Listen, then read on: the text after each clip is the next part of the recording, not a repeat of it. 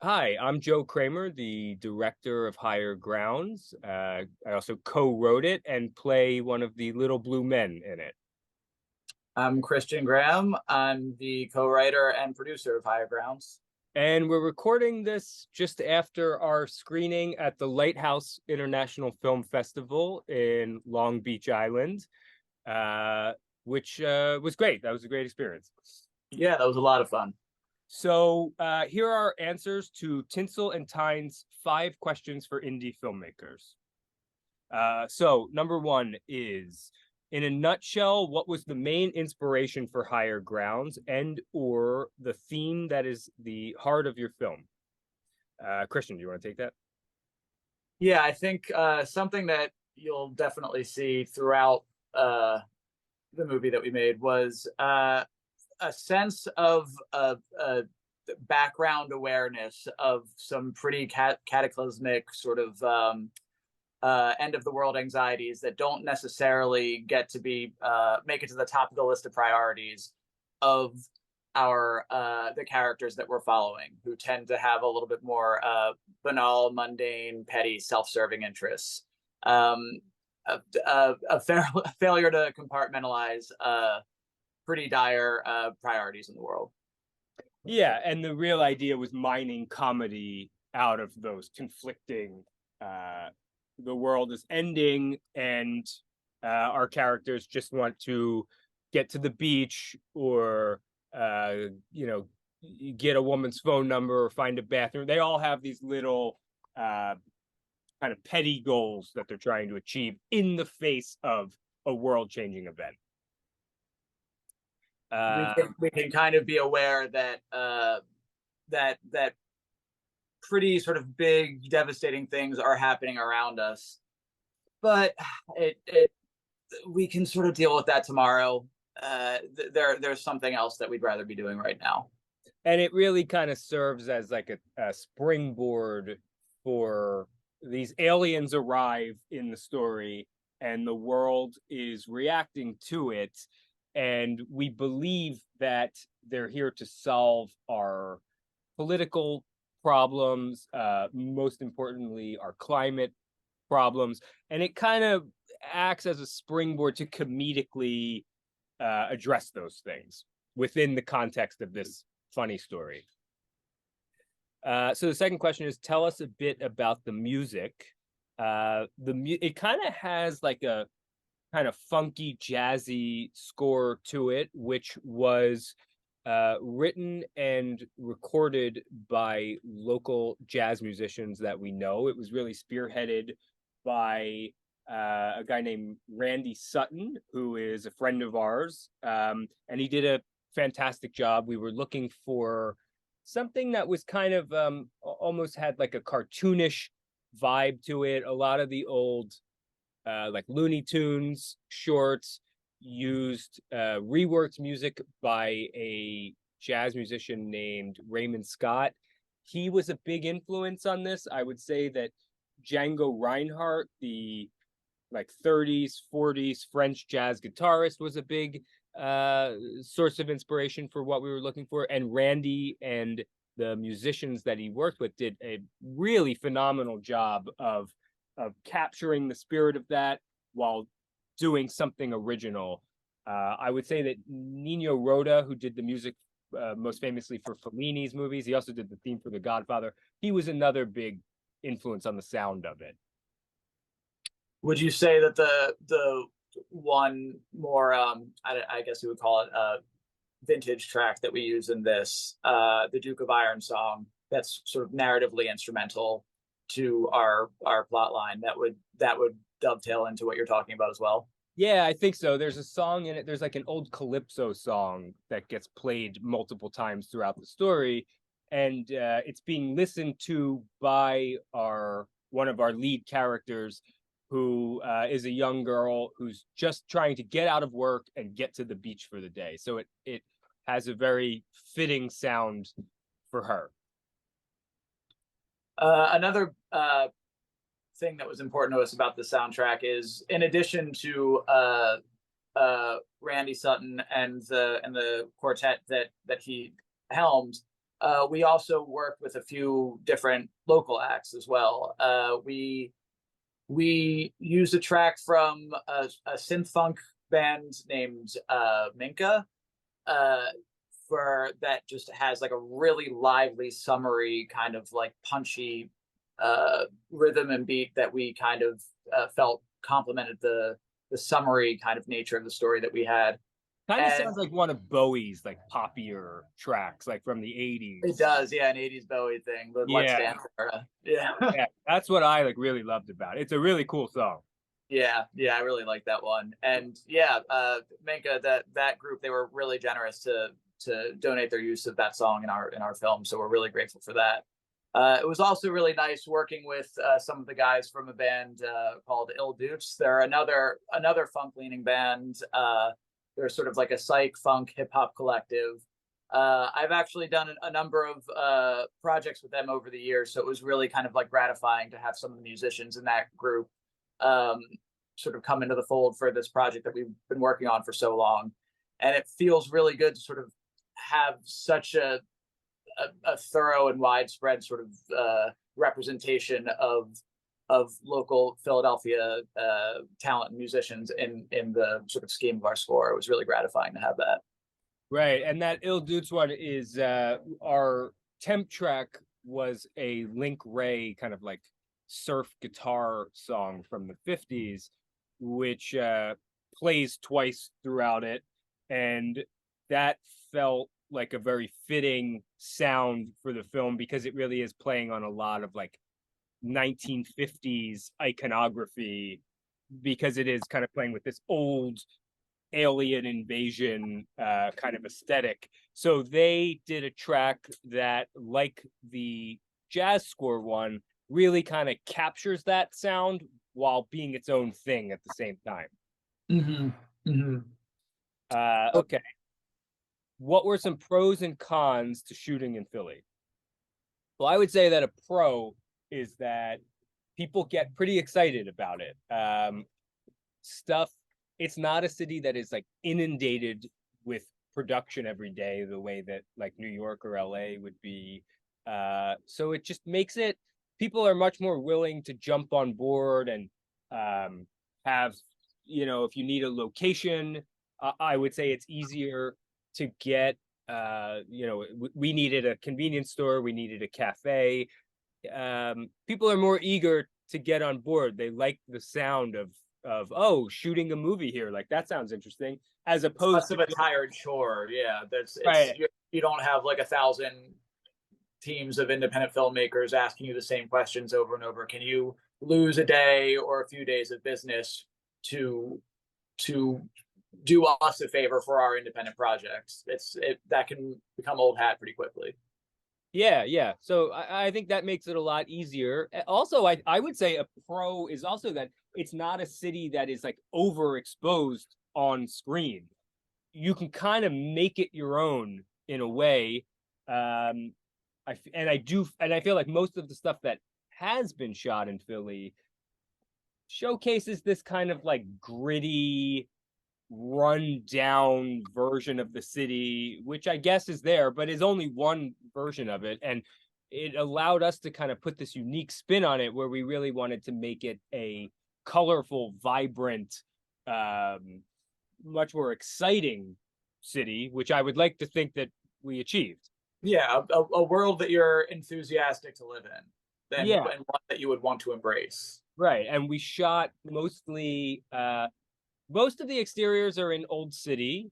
There's a little bit in Center City. We shot on the roof of the Franklin Institute, which was fantastic, gave us a great view, and they were very cooperative and happy to have us. And that's another example of, I don't think you would get that in New York, for example. We shot at a cafe in Port Richmond, which was great. And we did a little in South Philly in the Italian market as well. Yeah, I really love that shot. That feels like so tied to this city. I'm very proud of that little sequence. Yeah, and the end of the film was shot at the beach in front of a pier in Wildwood, and that's another advantage. That was nearby, and it's perfect imagery for the end of it. Mm-hmm. I can't really think of any cons. Yeah. Yeah, nothing's really jumping out to me.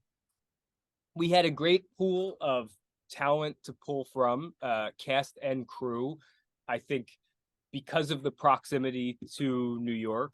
And there are also just great film schools here. A lot of people who were just trained and started their careers here. They knew how to shoot in this city. They knew it back and forth. They knew what to do, and it was just a lot of homegrown talent. Yeah, which dovetails into this fourth question, which is about the creative team and anyone who helped get your film from idea to the screen. A lot of our crew was from the like Temple Film School world, was brought on by our director of photography, Dan Brennan. It was a team that he had worked with a lot. They were all Temple graduates. And I think the film looks great. I think they did a great job shooting it. Dan suggested, so Christian and I storyboarded we wrote the script and we storyboarded each shot in it. And then Dan had the suggestion to shoot anamorphically, which I think was great, really gives it a distinct look that's very fitting for the kind of retro vibe that we were going for. And then I color graded it, and I think it really has a nice look thanks to them. Mm-hmm. Our cast also, our lead actress is a Philly native, who was living in LA at the time and still is, and she came home to do it. Do you want to talk about the casting process a little bit? We went through. So one of our producers, we would have to thank Melanie Forchetti. She's one of our 3 producers in our team of her, Keith Strunk, and Laura Swanson. We did a lion's share of the production work, and Melanie doubles our casting director too. And we were really fortunate to just be able to have a really thorough casting call and have a bunch of rounds of auditions to really get a sense of like a lot of different talent in the city. And yeah, that is how we found Kristen. And it's ironic that she is from Philadelphia, because she had sent in her film submission from out in Los Angeles. It was just kind of incidental or coincidental that this happens to be where she came from. It made it kind of easy for her to fly back, because she already had a place to stay, which was very convenient for us, and for her too. And she was critical in getting sort of, I guess, like our major, the most recognizable face in the film. We purposely wrote and shot it, leaving a little role for a cameo available for the essentially the boss of these 2 aliens that come to Earth. He has about like a small role, like maybe a minute, 90 seconds long. And we left that for the very end. We shot and edited everything around it with the intention of getting a recognizable face to cameo in it. And Kristen had worked with John O'Hurley, who's most recognizable as Elaine's boss, Peterman, on Seinfeld. And she got it to him, and he really liked it, and he wanted to be a part of it. So we then went to LA to shoot his little cameo with her. It was such a little stroke of fortune that was the name that lined up for this, for how formative in the writing process the voice of Seinfeld was to a lot of the sort of basis of comedy that we were going for. There's a lot of just like petty kind of like interpersonal comedy between very sort of like people with very mundane interests, people very kind of like self-serving, and a lot of that sort of tone of humor was just sort of consistent throughout what we made, and it was just very gratifying to have somebody who was attached to a project that was so indicative of that voice now represented in something that we were trying to get across. Yeah, and that dovetails pretty neatly into the last question, which is name 5 films which influenced your desire to be a filmmaker. But before we get to that, I think we should also say that a pro of shooting in Philly was the film office was very helpful. And we also got a grant from the Scribe Video Center for completion funds. There's a lot of visual effects in the movie, and they were very helpful in carrying that stuff over the finish line. 5 favorite films. Well, I think if we each answered that, you'd probably get 5 different answers from each of us. I can quickly just say some filmmakers that were very influential to me. I already mentioned Fellini. He's a big influence. The French New Wave, Godard, Truffaut, Wes Anderson is a big one that I think is kind of all over this movie. Kubrick is big. What about you, Christian? Big ones for me historically have always been Hitchcock, Scorsese for sure. Paul Thomas Anderson was a big one too. Yeah, there's obviously it's these are all titans that we're listing. It's hard to not find something that you would be inspired by in some way in any of these, but these kind of tended to be the different little like galaxies that we respectively kind of gravitated towards. Like Tarantino is an absolute giant for us growing up when we did. But I think it might be a little easier to name 5 films that specifically influenced this movie. And I would say that visually, again, Wes Anderson is a big one. I think in the composition, you can see that.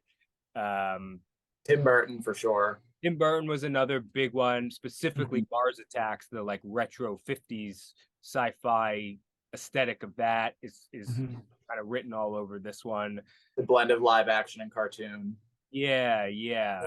Because we really were going for a kind of cartoon look and feel with yeah. Let's see. Structurally, in writing it, it all takes place in the course of one summer day. And in that respect, I would say Do the Right Thing was a really big influence. That all takes place just on one hot summer day. Scorsese, who Christian mentioned, his film After Hours is all one over the course of one night, and it's kind of darkly comedic, and we reference that all the time in our writing. What else, Christian? What else would you say? These aren't necessarily films or filmmakers, but they're really instrumental to how we built this story and some of the aesthetic of it. I would say I did already mention Seinfeld. That was the dovetail that Joe mentioned before. I think both Seinfeld and Curb Your Enthusiasm, the very like a Larry David voice of a lot of like deriving as much comedy from as you can from kind of mundane squabbling and just a real heightened sense of pettiness. I think we've always responded to that in some way. And another big one, I think, would have to be The Simpsons. I think, again, leaning into that sort of affection for animated humor, I guess in a lot of senses of the word. I think you can even notice some overlaps in color palettes. There's a very kind of like warm, deep yellow kind of feel to what we were trying to get across, on top of a lot of other really vibrant popping colors, and also just a very consistent sense of social satire that you'll often see in a lot of classic Simpsons episodes. How an entire town can be swept up in a kind of misguided mania over a basic misunderstanding, and can abandon their sort of like fervor and convictions as soon as the subject gets changed. I think you see that in a lot of classic Simpsons episodes. The comedy that you get from the Coen brothers, I would say, is also right. Yeah. in it. I think that's all that I've got. What about you? Yeah, I would say so too. Yeah, I think we hit it. All right. Well, for anyone watching, thank you for watching. And we hope you enjoy the film.